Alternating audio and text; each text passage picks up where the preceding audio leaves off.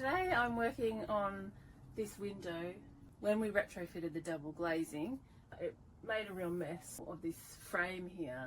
I tried to use a paintable sealant to go around and smooth it out, but that was really difficult, and when it dried it was really rubbery, so even cutting it with a sharp Stanley knife just pulled it and I just couldn't get a neat edge. So come up with a new idea. So I've got this quad that I had, just a 45 there and then 90 degree there. What I'm going to do is I'm going to put this bit here, I'm going to put that on the 45 degree of the window like that, and then I'll paint that up and attach it, and I think it's going to end up looking pretty neat and tidy. And so cut that on a 45 degree on that side, and then at the front I've cut it straight. So that gives us a nice flat face, and then we get this piece and I put that flat bit up against the 45 degree on the window, and then it'll butt up like that, and we'll just fill and paint that, and you won't see that corner, but that gives us a nice sharp edge and covers up that mess.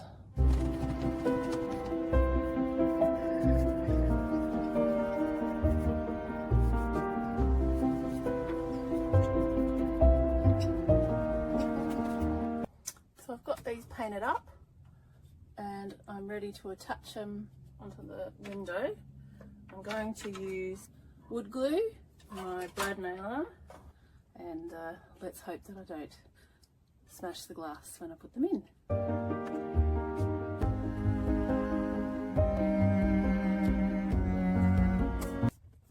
Fingers crossed I don't smash the window. It's okay. What do you think? That's with the trim on the bottom, and that's without on all the other sides.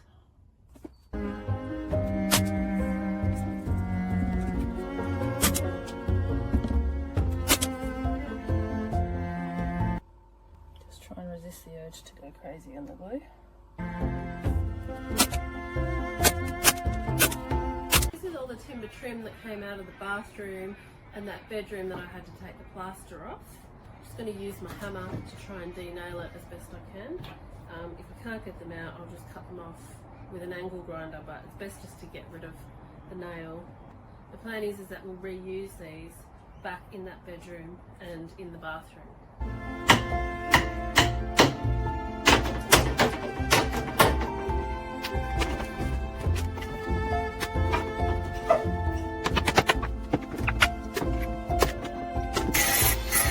Look how rotten that is.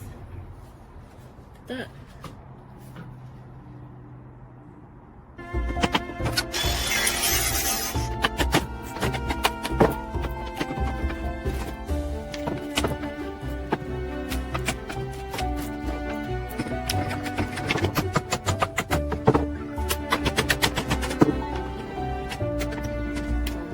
I'll be able to reuse this one either.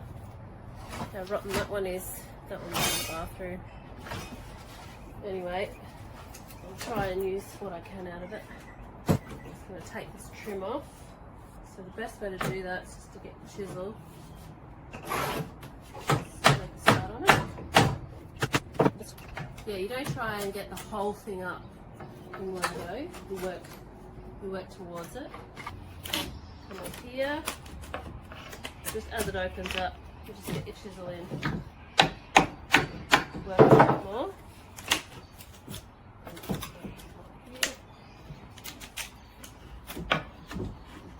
You can try and rip it all out, but you can easily splinter all the timber and snap it all. So, bit by bit, nice.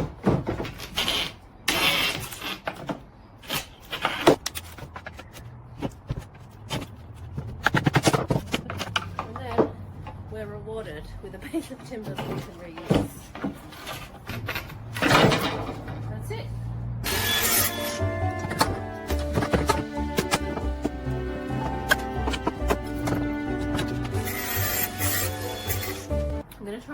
use these door jambs, not to waste them. I've had a hard life.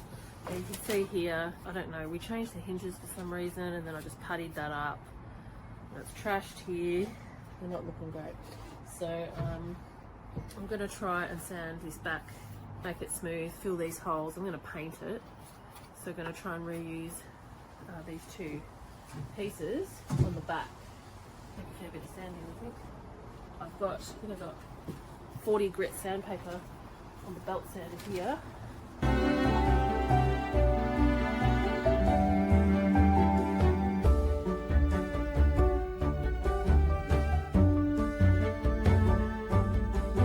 I'm going to put 120 grit on the orbital sander now. So the belt sander did a really good job of these. It's actually turned out better than I expected.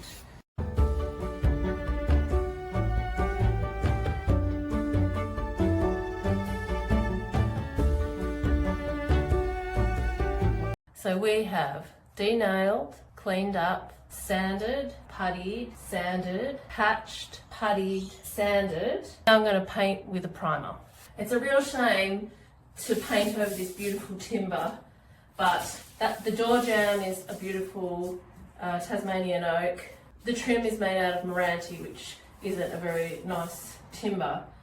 And as you can see, I have to paint these. And that way I can reuse the trim that I had and not buy new trim. So that's why we're painting. I know it's a crime to paint timber this beautiful, I know.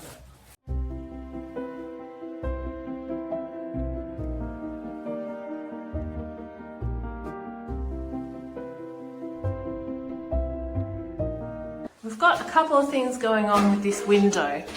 I've added tiles to all the way around the window where there didn't used to be tiles, so it's thicker around this window than it used to be, so it's not flush anymore. Because I've added more material here, it's thicker. So you see how the tile is protruding out over the timber. So that's a problem, number one.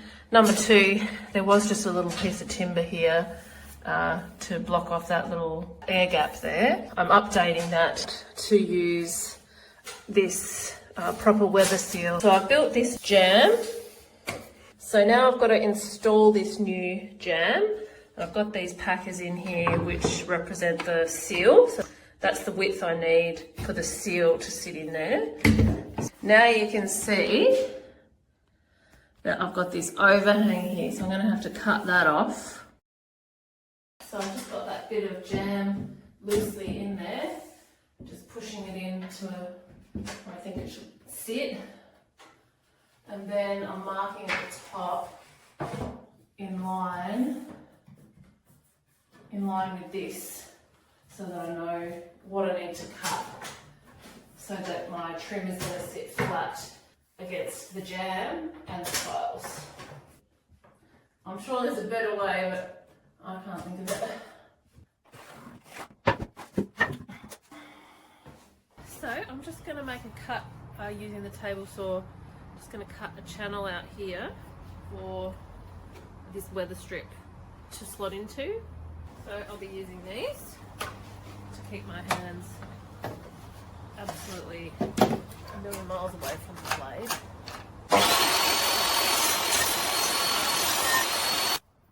Pretty cool.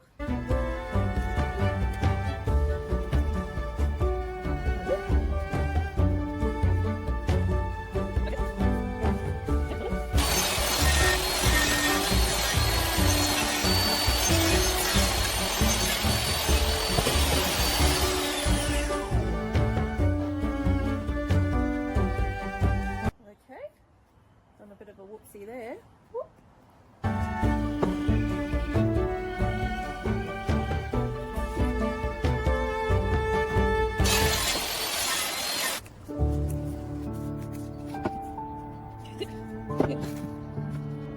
Okay. These are the pieces of the new window jamb, and I've painted them up and I've put the weather strip in the gap that I made. So I thought I'd just show you. The corners don't need to be mitered, they just need to be in line with the edge. That one's got a bit of overhang, so I'll just cut it off. I've got these window jambs all cut and ready to install. How I'm going to do it is I'm going to get my piece of trim. I'm going to install the trim and push into the door jamb because I want the trim to be sitting against the tiles and the door jamb so it's flat. And then I'll secure it once I know it's in the right spot. Here we go.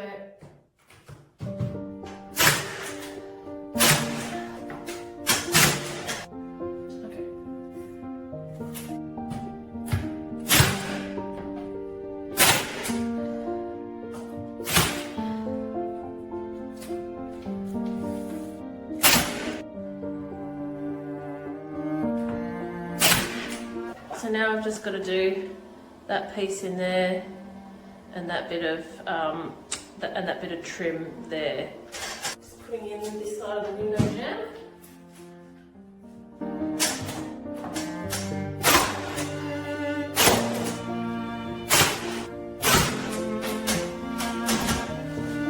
Okay, that's it. So we have sanded, puttied, primed, painted, sanded, painted, and here it is, finished.